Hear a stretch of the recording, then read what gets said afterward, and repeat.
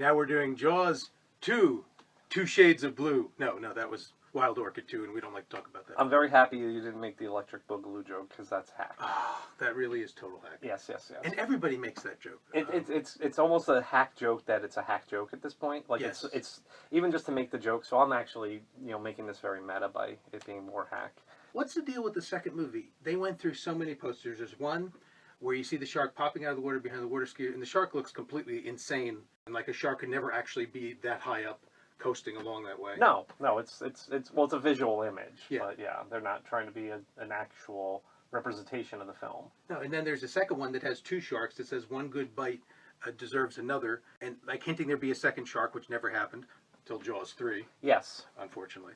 And then there was another one where that was famous with the fin and like the red background. Mm-hmm. And then finally they ended up going with, they had the girl on the boat and the guy reaching for the boat. So right. The studio made so much money from the original film that no matter what would happen, they were going to make a sequel.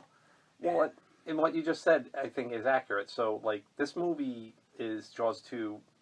Like the poster, they said, you know what? Everything that worked in the first movie, we're just going to keep. It's practically a remake of Jaws. Because I was thinking about this, like, if you took the basic storyline of both movies, mm-hmm. and you really took out any kind of, like, extenuating kind of details, they're the same exact movie. Shark attacks, Chief Brody determines that it's a shark, nobody believes him until it's too late, and then Chief Brody has to kill the shark. Spoiler alert. But yeah, I mean, they didn't do anything original, they didn't do anything innovative. It's an entertaining movie, because I'm going to be very, very critical of it. Yes. But I will say that I do think it's an entertaining film. It's enjoyable, but it really is. There's no ambition to it whatsoever. Well, that's the thing. And the funny thing is, now the original director was John Hancock, mm-hmm. and he had more of an interesting idea about the town being like completely, financially decimated. As a matter of fact, the one shot from his version that is in the film is the best shot in the whole movie, where you see the shark at night coming in, and then we pan to the town. And if you look at the town, it looks cold and foreboding. The rest of the movie is not like that at all. I mean, they shot most of it in Navarre Beach, Florida. But I always wonder what it would be like if Hancock had directed. I guarantee that visually it would probably have been a lot more interesting. Sure. And it ended up going to Janat Schwark, who ended up doing Somewhere in Time. Yes, he made some okay movies. And like I said, this is a respectable film. But, yeah. But it's like they just didn't know what to do anything that would be clever or innovative. Like Spielberg at one point, who didn't really want to make the film, I mean, he didn't want to make Jaws 2, had even suggested that they do it where it was going to be the story of the Indianapolis. Yes. Which would have tied it into the first movie, because then you could have had young Quint.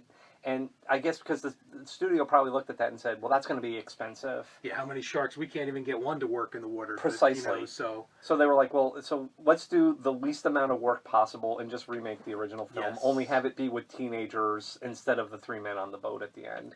Yes. And it's just unfortunate. Although, again, you can't really argue with success, because this was the number 3 movie of the year. In 1978, the only two movies that made more money were Animal House and Grease. Wow. It actually went Grease, Animal House, Jaws 2, which just made shy of $100 million. People loved the movie. So on one hand, you could say, well, why didn't they try to do anything original? And on the other hand, you could say, well, it was number 3 movie of the year, so clearly being original wasn't going to make a difference. So why spend $20 more million at the time, mm-hmm. if you can make the same amount or more money by just giving people the same film again? I mean, there's sequels that are actual sequels, mm-hmm. like that actually take the storyline of the first movie and actually expand upon it and continue it, like The Godfather 2. Yeah. Or Rocky 2. I mean, I know people will say Rocky 2, oh, it's just like the first movie. It's really not. No, and it does expand. I mean, it does, yeah. Exactly. You take the Rocky and Adrian story, you progress it. You take Rocky and Apollo, and you progress it. Mm-hmm. And this movie there's no progression in the characters. In the people that were dumb in the first movie, like the mayor and the town people, they're even dumber. And like, why is like the Bad Hat Harry old man, why is he even on the council? That's such a stupid, that whole thing. Yeah. And they throw Joseph Mascalo in there, right? Who was he was a soap opera actor for a long yes. time, and he was in Sharky's Machine, which he gets kudos for that. Why don't we talk about, and you know this a little bit more than I do, like a little bit about like Roy Scheider's participation in this film, because he's in it. He's in it, and it's funny because I just read the big bio on him this year, Right. and he's one of my favorite actors, one of your favorite actors too. I love. Everyone loves Roy Scheider. He's Yeah. one of those unsung guys Yeah, who everybody likes, but nobody ever says, "Oh, my favorite actor is Roy Scheider." yeah, and he was like the beginning of like the enjoying the performance of an everyman. He wasn't a typical looking like movie star guy. He was like a real guy that you would see like on the corner. Well, that was his appeal in Jaws too. Is he was our way into that movie. Exactly, he was the everyman. Right. So he's in Jaws too. And it's because of a whole contract dispute. He has disagreements with Michael Cimino when he gets out of The Deer Hunter. So that's like a huge thing right there. And then he's contracted by Universal, and something along the line happens where he says, look, you owe us 2 movies or 3 or something like that. But the studio says, if you do Jaws 2, then that will all be good.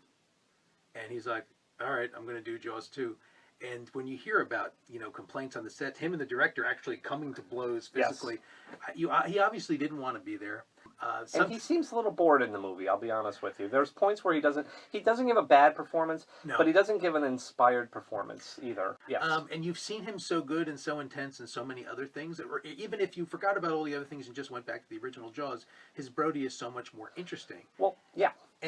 But there were times in the movie where his intensity is great. I mean, the famous line in the movie that, I'm not going through this hell again. Well, they had to put that in. It's kind of like in the Die Hard sequel where Bruce Willis had to be like, how could the same shit happen to the same guy twice? And the funny thing is, a lot of people said that Scheider was so angry at the time that at times you could see that in the performance. Like there were times that he is just so full of rage, and they think, working. And that kind of worked for Brody. When he did stuff like that, I kind of felt like I was seeing like the same old Brody. Sure. Yeah. There's a scene in the first movie where the woman slaps him for the Kittner boy. He comes home, he's had a rough day, and there's that cute little scene with him and his son where the son's mimicking him. Everything he's doing. And that's the kind of thing that the Spielberg, that's probably not in the script, that Spielberg that was actually something that Scheider said, look at the kid in the scene, and then Spielberg saw it and said, oh, this would be a great idea for a scene. Right. And it's organic and it works. And it's so much more humanizing to Roy Scheider's character at that scene, because by that point you're already on board with him, but after that scene, the rest of the movie plays on a higher level because you care about him so much more. Exactly. I don't really care about the characters in Jaws 2 as much as I wanted to. I kind of felt like a little something for the kids. I think the teenagers, I guess we should talk a little bit just quick.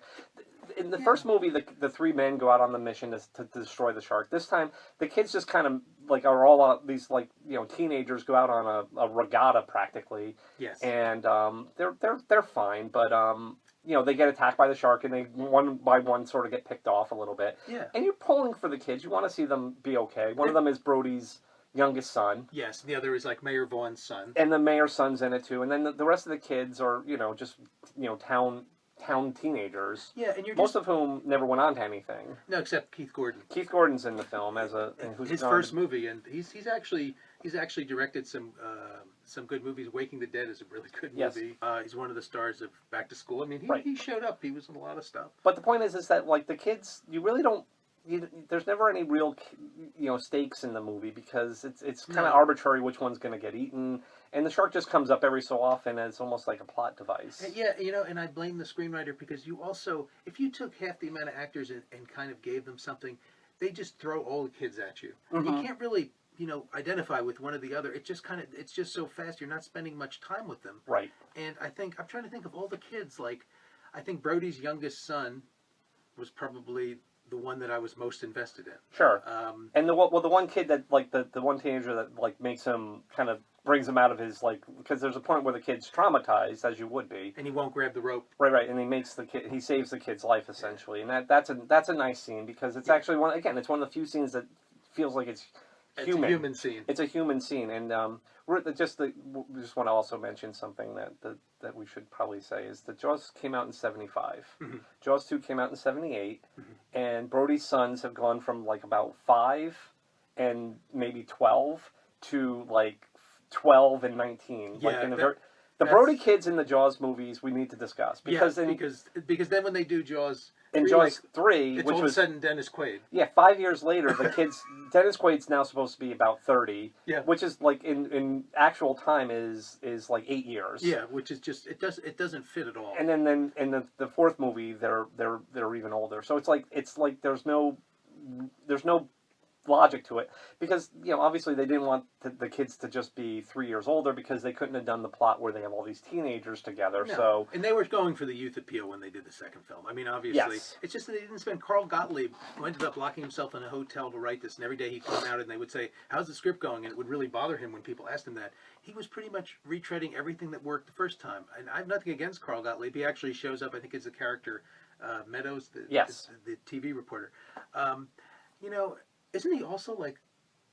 Is he Iron Balls McGinty also in The Jerk? Yeah, he wrote The Jerk also. So, he was one of the writers on The Jerk. Yeah, I think. so I mean, but you don't. He's more of a comedy writer, so it's weird that he wrote Jaws and Jaws 2. And Jaws 2. And the weird thing is, too, Jaws the original, does not have a pacing problem. 2 has a major pacing issue. The last half hour moves really nicely, but they really kind of just take their... Even Williams is back to do a score, and the score is good, but the score is a little more like relaxing, at ease, like they did this Wonder of the Ocean shot at the beginning. I mean, they get right to the murders at the beginning with the two guys posing by the orca. Well, that's what they wanted. They knew what people wanted with this movie. And again, they were right, because people enjoyed the film thoroughly. But then you had this whole thing with so you had Scheider having problems with the director having problems with Scheider, him not wanting to do the film. You had Murray Hamilton, who was caught sneaking from the set because his wife was deathly ill at the time. I didn't know that. Yeah, and he tried to sneak away, and I think it was David Brown who said, what's happening?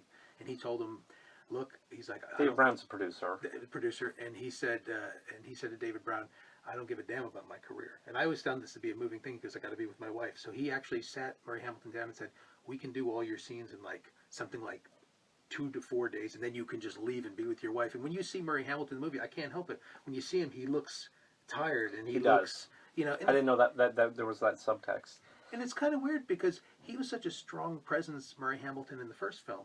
Everything was so clearly defined in the first film, and like you said, it's just like a retread that doesn't have the balls. I mean, no, they went the safest possible route with this film, and a lot of sequels do that. Yes. Every once in a while, you'll see a sequel that really tries to do something, or it actually expands on the universe. And again, if they had made the Indianapolis story, I think I would have said, well, at least they tried something. Yeah, and at this point, I mean, they also go back to the point where he tries to get, and I almost think they should have cut it out of the movie, where Brody tries to get in touch with Hooper, and then he's told, oh, Hooper won't be in radio communications for 18 months. And I'm like, well, why did you even tease the audience with that? Hooper was such a great character. Well, I think they felt like they had to acknowledge. Yeah, that they had to acknowledge him. And Richard Dreyfuss wanted, apparently, I guess he wanted nothing to do with the film. No. And he didn't have any contractual reason to be in it. He's not in More American Graffiti either. So Richard Dreyfuss didn't want to do sequels, but if you look at some of the movies he has made after this, you kind of have to wonder about. Yeah, when he's in Piranha, he's in the Piranha at the remake. beginning. Yeah, playing basically the character he was. Yeah, and singing "Show Me the Way to Go Home." That's a fun movie. And by let's the way. not forget Krippendorf's Tribe or whatever I haven't seen Krippendorf's Tribe. I have to be honest. That might have opened on video, actually. Yes, I love Richard Dreyfuss. Oh, me too. He's great. But yeah, he's made he did a couple of those. His comeback was Down Out in Beverly Hills. Yes. So he started making a lot of Touchstone movies. And then Stakeout. Yeah, Stakeout. But that's for another time. We're gonna do another Stakeout at some point. Yes. Because that's exactly what we were talking about with this movie, which is just like, hey, everything that works, just do it a second time. And you don't even have to do it as well. They just care about getting the money. And the funny thing is, this is a weird thing about Jaws too. Watch the original Jaws, and it's a beautiful film. It works on so many levels. Watch the second one, and the second one, I still remember to this day my brother Tom, who was a huge fan of the original, coming home. I'm like, so you saw Jaws 2? He's like, that was the worst movie I ever saw. Wow. Now, this is the funny thing, is I remember a few years ago watching the original. I hadn't seen 2 in a while, and I watched 2, and I'm like, I hate 2. Well, this is one of those cases where 3 and 4 were so god-awful that you look at 2 now and go, meh. It's actually an entertaining film. I mean, like I said, I'm prefacing a lot of the things I didn't like about it, but I mean, at the end of the day, I did enjoy it. Whereas the third and fourth movies are actually literally unwatchable. This time it's personal. Yeah, and because the shark is chasing Brody's wife, who was the wife of the studio head, which is why they had her as the star of the film. So that's why that happened. Lauren Gary, is it? Lauren Gary. And when Lauren Gary's name is listed on the 3, the first one was Roy Scheider, Robert Shaw, Richard Dreyfuss. But when it's Roy Scheider, Lauren Gary, and Murray Hamilton, it's just not the same. It's a step down. But Universal clearly didn't know what to do with this franchise, because obviously the third and fourth movies are terrible, to the point where the third, it was either the third or the fourth one, I think it was the third one, was originally going to be a National Lampoon spoof. Did you hear about this? Is that true? Yeah, they were actually going to give the franchise over and just make a spoof movie called Jaws 3 People Zero. like it was a score. It would have been better. But to the point was that just shows you what Universal thought of this franchise. That they didn't take any care with it. They just knew that this would make money. They knew they had a slot to fill in the summer of '78, and that this would do it. And they were right to do that because obviously, again, and the film was massive. Yeah, and sequels were like a big thing. Everyone talks about how sequels are like a really big thing in the '70s, like French Connection 2, Jaws 2, Halloween 2. Right. I mean, it was the hip thing to do.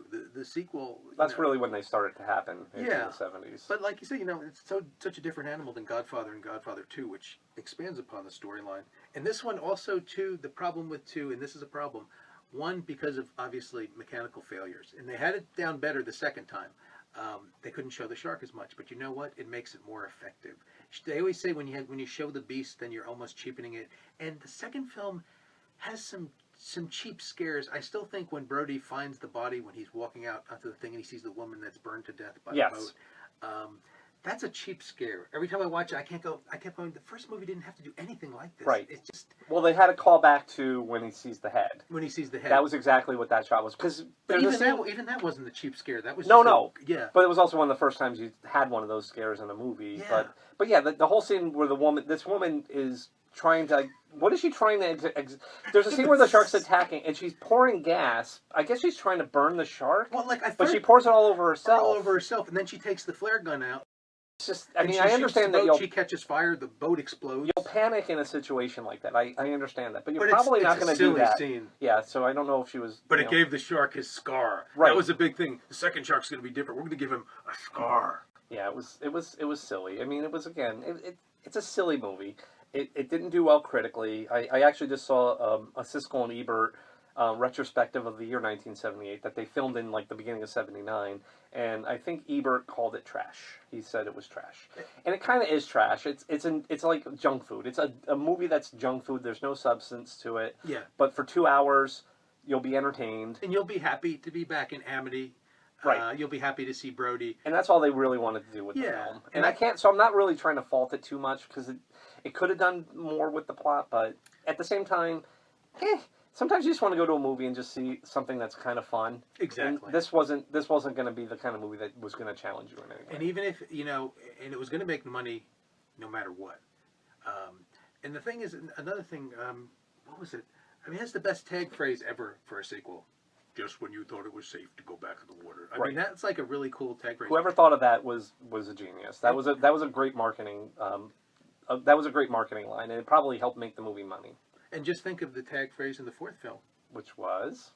This time it's personal. What was the third one? Do you know? Here's some trivia. No. I don't either. That was in 3D. Yeah, the third one is in 3D because it was that 3D, 1982, 83.